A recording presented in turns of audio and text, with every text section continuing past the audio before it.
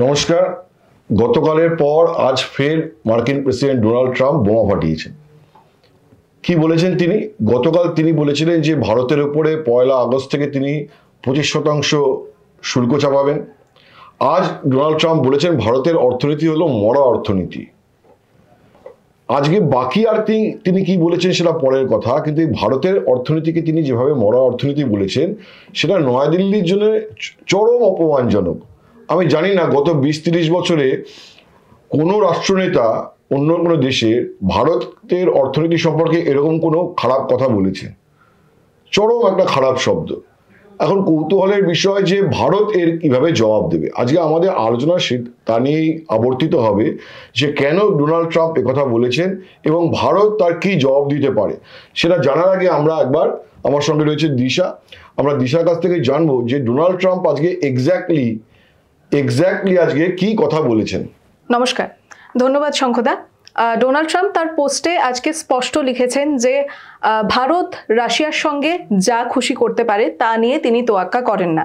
তার পাশাপাশি তিনি এও বলেছেন যে ভারত এবং রাশিয়া তাদের মৃত অর্থনীতি নিয়ে ডুবেও যেতে পারে এবং ভারত এবং আমেরিকার মধ্যে ব্যবসা অত্যন্ত ন্যূনতম। তার কারণ হিসেবে ডোনাল্ড ট্রাম্প যেমনটা লিখেছেন যে ভারতের শুল্ক অনেকটাই বেশি, যা বিশ্বে সবচেয়ে বেশি। তবে শঙ্খদা, এই কথাটা থেকে তুমি নিজেও শুরুতেই বললে এই প্রশ্নটা কিন্তু স্পষ্ট যে এই লেখার মাধ্যমে একটা স্বাধীন সার্বভৌম দেশকে অপমান করা হচ্ছে। তার পাশাপাশি আবার ভারতকেই, যেখানে প্রধানমন্ত্রী নরেন্দ্র মোদী, আর এই নরেন্দ্র মোদী কিনা ট্রাম্পকে নিজের বন্ধু বলেছেন, আবার স্লোগানও তুলেছেন আব কি বার ট্রাম্প সরকার। তো ভারত কি এর জবাব দিল? দেখো, গতকাল মার্কিন প্রেসিডেন্ট ডোনাল্ড ট্রাম্প যখন বলেন যে ভারতের পণ্যের উপরে 25% ট্যারিফ ইম্পোজ করবেন, অর্থাৎ শুল্ক চাপাবেন, আমদানি শুল্ক চাপাবেন, মানে আমেরিকার কোনো কোম্পানি যদি ভারত থেকে কিছু জিনিস আমদানি করে সেই পণ্যের উপরে 25% শুল্ক চাপবে। সেই সঙ্গে উনি বলেছেন যে রাশিয়ার থেকে ভারত যে তেল কিনছে তার জন্য এক্সট্রা 1% পেনাল্টি, অর্থাৎ 26%। এ পর্যন্ত একটা জায়গায় ছিল। এখন আমেরিকা বলতেই পারে যে ইন্ডিয়া থেকে যে পণ্য আসবে তার উপরে আমরা ট্যারিফ চাপাবো, কিন্তু আজকে উনি যে কথাটা বলেছেন সেটা বলেছেন যে ভারতের অর্থনীতি মরা অর্থনীতি, রাশিয়ার মতন। গতকাল ট্রাম্প কথাটা বলার পরে বিদেশ মন্ত্রক একটা স্টেটমেন্ট 3-4 লাইনের একটা স্টেটমেন্ট করেছিল এবং তাতে বলেছিল যে আমেরিকার সঙ্গে যে ট্রেড ডিল সেটা নিয়ে ভারতের একটা দ্বিপাক্ষিক আলোচনা চলছে, সুতরাং নয়াদিল্লি এক্সপেক্ট করছে যে সেটা একটা সদর্থক পরিণতির দিকে যাবে এবং এটা নেগোসিয়েশন করছে ভারতবর্ষ, এবং ভারতবর্ষ চাইবে যে নিজের ইন্টারেস্টটাকে সুরক্ষিত রেখেই ট্রেড ডিলটা করতে, ঠিক যেভাবে ইউকের সঙ্গে হয়েছে। আজকে ডোনাল্ড ট্রাম্প এই কথা বলার পরে সরকারের কোনো নেতা কোনো কড়া কথা আমেরিকা সম্পর্কে বলেননি। আজকেও পীযূষ গোয়েল বাণিজ্য মন্ত্রী পার্লামেন্টে একটি স্টেটমেন্ট করেছেন এবং সেখানেও বলেছেন যে কিভাবে যে রেসিপ্রোকাল ট্যারিফের কথা উঠেছে এবং কিভাবে আমেরিকার সঙ্গে ট্রেড ডিল নিয়ে নেগোসিয়েশন চলছে এবং এটা অনগোয়িং প্রসেস। 5টা রাউন্ডের মিটিং হয়েছে এবং নয়াদিল্লি এক্সপেক্ট করছে যে খুব সম্মানজনকভাবে ভারতের ইন্টারেস্টটাকে সুরক্ষিত রেখে যে আমেরিকার সঙ্গে ট্রেড ডিলটা করে ফেলবে। কিন্তু এই যে ডোনাল্ড ট্রাম্প যে একটা ভারতকে যেটা চরম অপমান করলেন, তার যে একটা উত্তর বা জবাব সাধারণ মানুষ এক্সপেক্ট করেছিল। কারণ এই কথাটা শুনে আজকে দেখো অনেকেই শুল্কের ব্যাপারটা বোঝেন না। আম আদমি, ঠিক আছে, মানে এই যে আদার ব্যাপারে জাহাজের খবর নিয়ে কি হবে এরকম টাইপ, তো সবাই ট্যারিফ বলতে কি বোঝায়, ট্যারিফ ইম্পোজ করলে, আমেরিকার ট্যারিফ ইম্পোজ করলে আমাদের কি ক্ষতি হতে পারে, ভারতবর্ষের রপ্তানি বাণিজ্যে কত ক্ষতি হবে, তাতে জিডিপির উপরে কি ইম্প্যাক্ট পড়বে, সাধারণ মানুষ অনেকেই সেটা বোঝেন না, ঠিক আছে। কিন্তু যখন কোনো একটা রাষ্ট্রনেতা ভারতবর্ষের মতন একটা গ্রোয়িং ইকোনমিকে যখন মরা অর্থনীতি বলেন, তখন সাধারণ মানুষ, ইভেন কি আলু পটলওয়ালা যিনি বিক্রি করেন তার গায়েও লাগবে। একদম একদম ভারতের প্রতিটা সাধারণ মানুষের গায়েও লাগার কথা, তাদের মনে হওয়ার কথা একে ভাই হরিদাস পাল। যে বলছি যে ভারতের অর্থনীতি মরা অর্থনীতি, যেখানে আমরা 5 ট্রিলিয়ন ইকোনমিতে পৌঁছানোর কথা বলছি, যেখানে আমরা বলছি যে আমেরিকা, রাশিয়া, চীনের পরে আমরা অন্যতম শক্তিধর অর্থনৈতিকভাবে শক্তিধর রাষ্ট্র হয়ে উঠছি, সেখানে ভারতের অর্থনীতিকে মরা অর্থনীতি বলছে, তার এত স্পর্ধা কোথা থেকে আসছে? ভারত কেন এর জবাব দেবে না? বিশেষ করে নরেন্দ্র মোদীর মতন একজন প্রধানমন্ত্রী যিনি 56 ইঞ্চি ছাতির কথা বলেন, যিনি যখন মুখ্যমন্ত্রী থাকাকালীন বলতেন যে কেন ভারত চীনকে রেড আইস দেখাচ্ছে না, কেন লাল চোখ কেন দেখাচ্ছেন না, তো তার কাছ থেকে একটা কড়া জবাব এক্সপেক্ট করছিল। যেমন এই অপারেশন সিন্দুরের পরে প্রধানমন্ত্রী বিভিন্ন জায়গায় সভা করে বলে আসছিলেন যে পাকিস্তানকে কড়া জবাব দিয়েছি।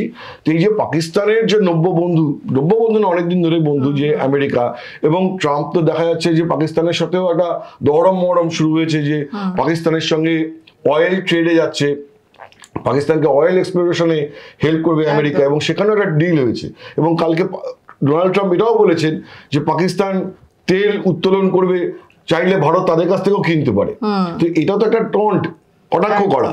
তো এই কটাক্ষের জবাব যেটা মানুষ এক্সপেক্ট করেছিল আজকে নয়াদিল্লি দেবে, সেই মেজাজের যে জবাব, সেটা এখনো পর্যন্ত দেখা যায়নি। এখনো পর্যন্ত যেটা দেখা গেছে সেটা হচ্ছে একটা ডিপ্লোম্যাটিক্যালি একটা মেজার্ড রিয়াকশন, খুব পরিমিত একটা রিয়াকশন, এবং এসকালেট করতে না চাওয়ার রিয়াকশন, যে পায়ে পাড়া দিয়ে কিছু বলবো না, আমি পরিমিত কথাই বলবো, আমি আমার স্বার্থের কথা ভাবছি, এবং সেই অনুযায়ী আমি আমেরিকার সঙ্গে একটা ট্রেড ডিলে যাব।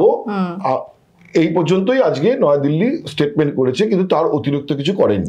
একদমই। অর্থাৎ শঙ্খদা, ভারত এ পর্যন্ত যে ধরনেরই পদক্ষেপ করেছে, এক কথায় বলতে গেলে নরম পন্থার মধ্যে দিয়ে ভারত এগিয়ে যাচ্ছে। হ্যাঁ, মানে আর কি করণীয় আছে? একদমই। তো সেই ক্ষেত্রে কড়া জবাবটা দিতে বাধা কোথায়? না, কড়া জবাব দিতে বাধা, দেখো, যখন তুমি এইখানে একটা অদ্ভুত জিনিস ঘটেছে, সেটা হচ্ছে যে গত 5-7 বছরে যখন প্রধানমন্ত্রী নরেন্দ্র মোদী গিয়ে ট্রাম্পের সঙ্গে মিটিং করেছেন, ট্রাম্পের সাথে করমর্দন করে তার হাত নিজের হাতে চেপে ধরে রেখেছেন, তারপরে গিয়ে বলেছেন যে ট্রাম্পকে যখন ভারতীয়দের একটা মিটিংয়ে সবাই যখন ইন্ট্রোডিউস করেছেন, যেভাবে ইন্ট্রোডিউস করেছেন ভারতের বন্ধু হিসেবে, এবং তারপরে বলেছেন যে আপকি বার ট্রাম্প সরকার, এত তোমার যদি তুমি দেখো, ধরো কালকে থেকে যদি বলো শঙ্খদীপদার সাথে আমার দারুণ একটা ওয়ার্কিং রিলেশন আছে, অথচ তোমাকে একটা বকা খেয়ে যেতে হলো, তখন তো তোমাকে একটা তুমি অস্বস্তি হবে। তো এইখানে যেটা হচ্ছে যে তুমি এত বলেছো ফ্রেন্ডশিপ নিয়ে, তারপরে যে এরকম একটা অপমানকর জবাব আসবে, হয়তো সেটাই একটা ধাক্কা। দুই হচ্ছে যে বর্তমানে ফরেন পলিসিতে দেখো, আমাদের পাকিস্তানের সাথে, প্রতিবেশী দেশের সাথে একটা সংকট রয়েছে, অনেক দেশের সঙ্গে যে দ্বিপাক্ষিক সম্পর্কের জায়গায় একটা দোলাচল একটা আমাদের দেখা যাচ্ছে। সেই জায়গাটা থেকে তো একটা আমেরিকার সঙ্গে অন্যতম শক্তিধর দেশ, সেখানে মেজার্ড রিয়াকশন দেওয়া ছাড়া কোনো হয়তো উপায় নেই, সেই জন্য তো চুপ করে থাকতে হচ্ছে। এই কথাটা বলার পরেও কোনো জবাব দেওয়া যাচ্ছে না। একদমই। তবে শঙ্খদা, আরেকটা বিষয় হচ্ছে এই যে অপারেশন সিঁদুর, আপনি প্রথম দিকেও বললেন যে অপারেশন সিঁদুরের সময় থেকেই দেখা যাচ্ছে যে বারবার যে বিষয়টা অস্বস্তিতে ফেলছে সেটা হচ্ছে আমেরিকা নাকি যুদ্ধবিরতিতে হস্তক্ষেপ করেছে। তো কথা হচ্ছে এটাও কি সেই শুল্কের জন্যই? না, দেখো, কোনো না কোনো তো ইন্টারেস্ট মার্কিন প্রেসিডেন্টের রয়েছে, এবং সেটা তুমি দেখো যে যখন যুদ্ধবিরতি ঘোষণা হয় এবং ভারত অফিসিয়ালি সেটা ঘোষণা করার আগেই ট্রাম্প তার সোশ্যাল মিডিয়া প্ল্যাটফর্ম ট্রুথ সোশ্যালে অ্যানাউন্স করে দিয়েছিলেন কিছুক্ষণ আগে। তো এবং তখনও তিনি বলেছিলেন যে তিনি হস্তক্ষেপ করে থামিয়ে দিয়েছেন যুদ্ধ। পরবর্তীকালে অন্তত তিনি 27 বার বলেছেন যে একটা বাণিজ্য চুক্তির কারণে, এবং তিনি এই পুরো যুদ্ধটাকে হস্তক্ষেপ করে থামিয়ে দিয়েছেন, রিকোয়েস্ট করে থামিয়ে দিয়েছেন। তো যখন নয়াদিল্লি বারবার বলছে কোনো তৃতীয় পক্ষ হস্তক্ষেপ করেনি, তখন ডোনাল্ড ট্রাম্প রিপিটেডলি বলে যাচ্ছেন তো এটা তো অস্বস্তিতে ফেলায়। ঘরোয়া রাজনীতিতে বিজেপিকে তো প্রশ্নের মুখে ফেলছে, বা মোদী সরকারকে তো প্রশ্নের মুখে ফেলছে, যে বারবার করে বিজেপি ক্লারিফাই করছে বা মোদী সরকার ক্লারিফাই করছে, আর ডোনাল্ড ট্রাম্প ততবারই বলছেন যে না, আমার রিকোয়েস্টে দুজনে যুদ্ধ থামিয়েছে। তো এটা তো ঘরোয়া রাজনীতিটা অস্বস্তিতে ফেলাই। এবং তারপরে দেখো যে এই ট্যারিফ নিয়েও যা ডোনাল্ড ট্রাম্প বললেন, তো কোনো না কোনো জায়গায় একটা মনে হয় যে একটা বৃহত্তর বাণিজ্য চুক্তি একটা জন্য বা বাণিজ্য চুক্তির জন্য নয়াদিল্লির উপর একটা প্রেশার তৈরি করার জন্য মার্কিন প্রেসিডেন্ট এটা ধারাবাহিকভাবে বলে চলেছেন যাতে নয়াদিল্লিকে এ ব্যাপারে নরম করা যায়। তো সেই এফোর্টটা আমার মনে হচ্ছে যে সেই অপারেশন সিন্দুরের পর থেকেই শুরু হয়েছে এবং লাগাতার তিনি এমন কথা বলছেন যাতে ভারতবর্ষের প্রেজেন্ট রুলিং ডিসপেন্সেশনকে অস্বস্তিতে বা এম্বারাসমেন্টে ফেলা যায়। আজকে কথাটা যেমন ইকুয়ালি একটা এম্বারাসিং কথা, ঠিক আছে। বিশেষ করে গতকালের কথাটাও তাই ছিল, যখন একটা দুদেশের মধ্যে বা দ্বিপাক্ষিক একটা ট্রেড ডিল নিয়ে আলোচনা হচ্ছে তখন দুম করে বলে দেওয়া যে 25% ট্যারিফ ইম্পোজ হবে 1 অগাস্ট থেকে, এবং তারপরে আজকেই বলে দেওয়া মরা অর্থনীতি, এটা তো অস্বস্তিতে ফেলা বা চাপে ফেলারই একটা কৌশল বলেই আমার মনে হচ্ছে। তবে শঙ্কদা, আরেকটা বিষয় হচ্ছে এই বিষয়টাকে নিয়ে কিন্তু কংগ্রেস নেতা রাহুল গান্ধীও ইতিমধ্যেই মন্তব্য করেছেন। তিনি যেটা বলছেন সেটা হচ্ছে গিয়ে ট্রাম্প যেটা করেছেন সেটা নাকি ঠিক। রাহুল গান্ধী এরকমটা কেন বললেন? আর দেখো, রাহুল গান্ধী এ কথাটা বলেছেন যে আজকে কংগ্রেস শিবিরে শুধুমাত্র দিওয়ালির বাজিটা ফাটেনি। কংগ্রেস শিবিরে শুধুমাত্র দিওয়ালির বাজিটা ফাটেনি, কারণ হচ্ছে যে তুমি যখন মানে নরেন্দ্র মোদী যখন ডোনাল্ড ট্রাম্পকে এতবার করে বন্ধু বন্ধু বন্ধু ডোনাল্ড ট্রাম্প কে আবার করে বলেছেন এবং তারপরে আপকি বার ট্রাম্প সরকার বলে স্লোগান তুলেছেন, তার মুখের উপরে যদি কেউ বলে দেন সেই ডোনাল্ড ট্রাম্প বলে দেন যে মরা অর্থনীতি, তাহলে তো একটা তো অস্বস্তি, একটা তো নরেন্দ্র মোদীর ক্ষেত্রে অস্বস্তি। তো সেই অস্বস্তিটা তো কংগ্রেসের জন্য, তো কংগ্রেস তো শুধু বললাম না, কংগ্রেস শুধু আজকে পার্টি অফিসে বাজিটা ফাটায়নি, এবং রাহুল গান্ধী সেই অপরচুনিটিটা নিয়েই বলেছেন যে হ্যাঁ ডোনাল্ড ট্রাম্প তো ঠিকই বলেছেন। তার কারণ হচ্ছে যে নরেন্দ্র মোদী জমানায় রাহুল গান্ধীর কথায় যে একটি বা দুটি শিল্প গোষ্ঠীকেই সমস্ত কিছু দিয়ে দেওয়া হচ্ছে, এখানে কর্মসংস্থানের সুযোগ নেই, নোটবন্দি করার ফলে প্রচুর মানুষ তার ফলে তার বিপদে পড়েছিলেন, শুধু জিএসটির ভুল ইমপ্লিমেন্টেশন এটা একটা কারণ। মানে রাহুল গান্ধী 4-5টা কারণ দেখিয়েছেন যে কেন যে অর্থনৈতিক খারাপ অবস্থা, এবং সেই কারণেই রাহুল গান্ধী বলেছেন হ্যাঁ ডোনাল্ড ট্রাম্প তো ঠিকই বলেছেন। কারণ একদিক দিয়ে যখন মোদী সরকার দাবি করেন যে অর্থনীতি লাফিয়ে লাফিয়ে বাড়ছে, তো সেইটা তো কংগ্রেস কাউন্টার করেই, কিন্তু আজকে ডোনাল্ড ট্রাম্প বলে দেওয়ার পরে কংগ্রেসের দুটো জিনিস হয়েছে। একটা তো হচ্ছে যে মোদী সরকারের অস্বস্তি হয়েছে, যেটা কংগ্রেসের মনে লাড্ডু ফুটছে, একদম ঠিক। আর দুই, কংগ্রেস তাদের বক্তব্যটাকে এস্টাবলিশ করার চেষ্টা করছে এই সুযোগেই যে দেখো তুমি যখন 2জন বা 3জন শিল্প গোষ্ঠীর হাতে তুমি পুরো ব্যাপারটাকেই তুলে দেবে এবং তোমার ফল্ট একটা ভ্রান্তি একটা জিএসটি নীতি, সেটার ইমপ্লিমেন্টেশন, লকডাউনের পরে যে গভর্নমেন্টের স্টেপ বা নোটবন্দির সময়, সেগুলো তো প্রচুর মানুষ এফেক্টেড হয়েছে। তো কংগ্রেস সেই অপরচুন মোমেন্টটাতেই আজকে এই কথাগুলো বলার সুযোগ পেয়ে গেছে। একদমই। তবে শঙ্কদা, আরেকটা বিষয় হচ্ছে রাহুল গান্ধী কিন্তু এর আগেও এরকম বহু ঘটনা নিয়ে প্রধানমন্ত্রীর অপোজ করতে গিয়ে তিনি কিন্তু কন্ট্রোভার্সিতে জড়িয়েছেন। তো দেখো,